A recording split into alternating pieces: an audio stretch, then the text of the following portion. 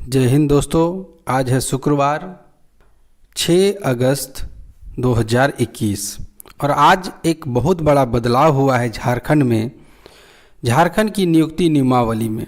तो अगर आप झारखंड के निवासी हैं या झारखंड से बाहर हैं तो आप इस वीडियो को अंत तक देखें और जानें कि इसमें आपको क्या फ़ायदे में होंगे और क्या बाहर वालों को नुकसान हुआ है और मैट्रिक के इंटर के बारे में क्या विशेष प्रावधान किए गए हैं। तो आइए वीडियो को शुरू करते हैं। झारखंड नियुक्ति नियमावली को आज कैबिनेट से मिली हरी झंडी। यहाँ मिलेगी की जगह में मिली, क्योंकि मिल चुकी है।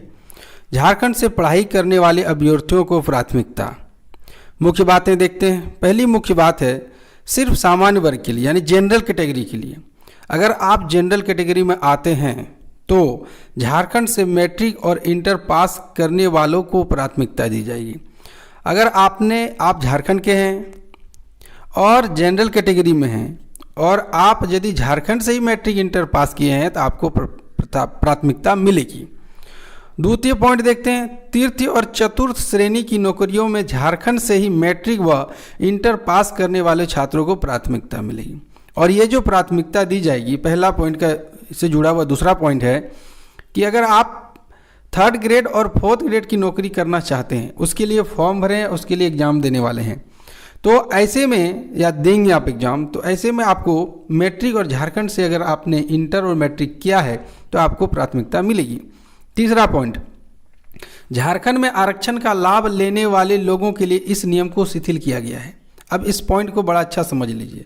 यदि कोई ST SC में आता है झारखंड में और OBC में भी आता है, अगर उसे पहले से आरक्षण मिल रहा है तो उनके लिए इस नियम में ज़्यादा कोई फ़र्क पड़ने वाला है नहीं, क्योंकि उन्हें तो प्राथमिकता मिली हुई है। तो उन्हें मिले या ना मिले, वो तो पहले ही ले चुके हैं प्राथमिकता। अगला पॉइंट देखते हैं।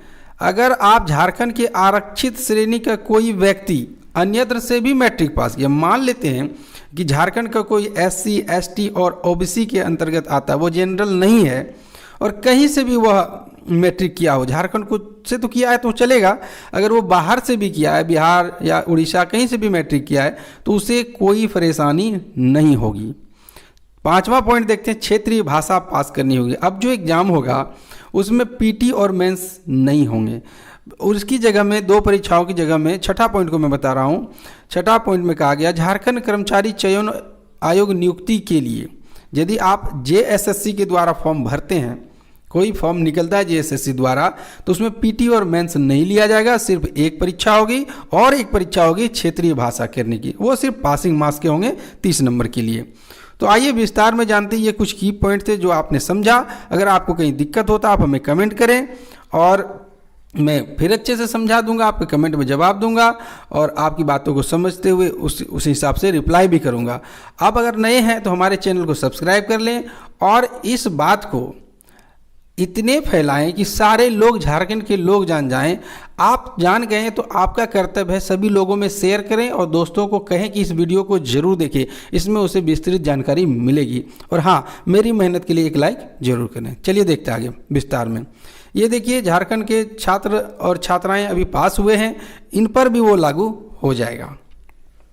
नियमावली को स्वीकृति के साथ ही शुरू होगी नियुक्ति प्रक्रिया। अभी तक तो नियुक्ति प्रक्रिया आप देख रहे हैं बहुत दिनों से नहीं हो रही है। तो कैबिनेट से नियोजन नियमावली को स्वीकृति मिलने के साथ ही राज्य में नियुक्ति प्रक्रिया शुरू होने की बात कही जा रही है। यानी अब हमारे लिए, झारखंड वासियों के लिए खुशखबरी है। इससे पूर्व झारखंड कर्मचारी चयन आयोग ने नियुक्तियों से संबंधित तमाम विभागों के प्रस्तावों को वापस कर दिया है। स्पष्ट है कि अब नए सिरे से बहाली शुरू होगी। जो पहले था वो बताया गया था हमारे यहाँ फला पोस्ट से आया था, हमारे यहाँ इतने खाली हैं, उन सबको सब वापस किया गया। अब नए सिरे से उन सब की बहाली शुरू होगी। झारखंड के लोगों के लिए अच्छी खबर है। राज्य सरकार ने नियुक्तियों को लेकर तैयार 8 नियमावलियों को एक साथ संशोधित कर स्वीकृति प्रदान कर दी है और आज ही की है। इसमें मैट्रिक से लेकर स्नातक स्तरीय परीक्षाओं के लिए अब एक जैसे संशोधन किए गए हैं। नए संशोधन के अनुसार झारखंड में मैट्रिक से लेकर स्नातक स्तरीय नौकरियों के लिए यहाँ के मान्यता प्राप्त स्कूलों से मैट्रिक तथा इंटर की पढ़ाई की अनिवार्यता को सुनिश्चित किया गया है। आज मुख्यमंत्री श्री हेमंत सोरेन की अध्यक्षता में कैबिनेट की बैठक में इसे मंजूरी दे दी गई है और आप इस बात का ध्यान रखें, ये 3rd ग्रेड और 4th के लिए है, बात बाकी के लिए 1st और 2nd ग्रेड के लिए नहीं है। ये हमारा झारखंड कर्मचारी चयन आयोग का दृश्य है, चित्र है, आप देखें। नियुक्ति परीक्षाओं के लिए कुछ नई शर्तें, देखिए नई शर्तें अब इसमें क्या आई है। नियुक्ति परीक्षाओं के लिए सरकार ने कुछ नई शर्तें भी निर्धारित की है। इनमें से प्राथमिक शर्त यह है कि अभ्यर्थियों को स्थानीय रीति रिवाज का ज्ञान होना चाहिए, ये अनिवार्य है। भाषा ज्ञान की परीक्षा में हिंदी और अंग्रेजी में पहले अलग अलग 30 अंक मिलाकर अनिवार्य होती थी, उसकी जगह अब दोनों विषयों को मिलाकर 30% अंक लाने होंगे। यह अंक मेरिट लिस्ट बनाने में नहीं जुड़ेगा, यानी ये जो सिर्फ पासिंग के लिए इसमें मेरिट लिस्ट में ये नहीं जुड़ेगा। वहीं चिन्हित क्षेत्रीय भाषा में 30% अंक और सामान्य ज्ञान में 30% अंक लाने की अनिवार्यता बनी रहेगी। क्षेत्रीय भाषाओं में है उर्दू, संथाली, बंगाली, हो, नागपुरी, पंच परगनिया, ओडिया आदि भाषाएं शामिल है। जिला स्तरीय परीक्षाओं के लिए स्थानीय भाषा बदल भी सकती है, ये कोई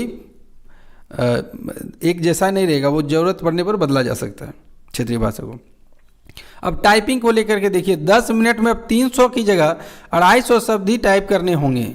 राज्य सरकार अब झारखंड में नियुक्तियों के लिए अनिवार्य हिंदी दक्षता परीक्षा को पहले से आसान कर दिया, यानी टाइपिंग जो टेस्ट होता था पहले से उसको आसान कर दिया है। पूर्व में 10 मिनट, जहां प्रति मिनट 30 शब्द की रफ्तार से 10 मिनट में 300 शब्द टाइप करने पड़ते थे, उसकी जगह 25 की रफ्तार से 25 शब्द प्रति मिनट, यानी 10 मिनट में 250 शब्द हो गए, उतना ही करना पड़ेगा। इसके साथ पहले जहां 1.5% तक गलत टाइपिंग माफ थी, अब यह 2% कर दिया गया है। दोनों तरह से सुधार हुआ है। आप देखिए 300 को 250 कर दिया गया, टाइम वही है, और 1.5% को 2% कर दिया गया।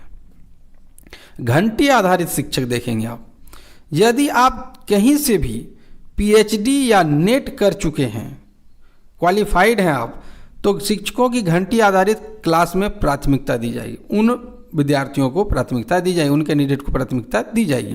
राज्य सरकार ने झारखंड के विश्वविद्यालयों में PG की पढ़ाई के लिए घंटी आधारित शिक्षकों के चयन से संबंधित नियमों में भी बदलाव करने का निर्णय लिया है।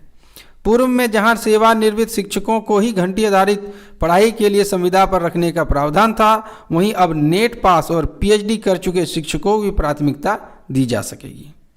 कैबिनेट की बैठक में कुल 27 प्रस्ताव पारित किए गए। निर्णय लिया गया कि 3 से 9 सितंबर तक मानसून सत्र होगा। इसके अलावा JPSC के 3 सदस्यों की चयन किया गया। लगभग 1 साल बाद कैबिनेट की बैठक में सभी मंत्री मौजूद रहे। स्वस्थ होकर लौटने के बाद जगन्नाथ महतो भी उसमें बैठक में पहुंचे थे। इस वीडियो में बस इतना ही। आप एक जागरूक नागरिक बने, अपने समाज में फैलाएं इस बात को, लोगों को बताएं कि देखिए नियमावली में क्या क्या परिवर्तन हुआ है, उन्हें क्या लाभ मिलने वाला है और बाहर के विद्यार्थियों को क्या नुकसान होने वाला है।